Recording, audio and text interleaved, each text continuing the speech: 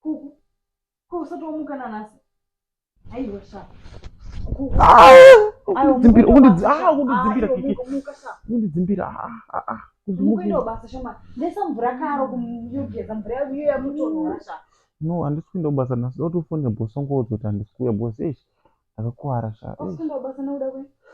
Ndakakuwara kubasa nebasa uku. Musana wangu wese apo neruoko rwazvitasanuka rwazovurwa.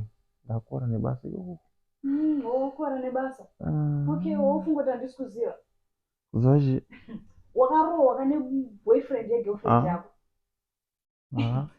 Right. Wofunga kuti handisi kuzviziva naye. Manje ndiri kuzviziva wangu. Apa wona manje zvawaita.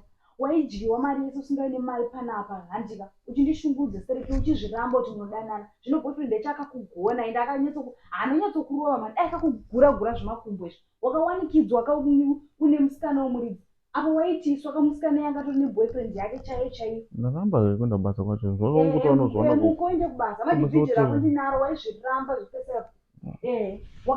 Wakanya wanzo. Wakanyatsorurohwa muchemusha. Ungaramba undobasa nemudoko mama. Ndibasa kuteerera makuhwa. Hazvishandi ndosaka dzimba dzichifa. Ndibasa kuteerera makuhwa. Ndizvozvo wakatsikwa shemu.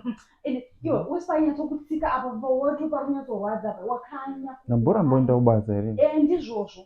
Ndozvokuraya dzimba dzakawanda. Ndizvozvo. Avana boyfriend yake. Boyfriend yake.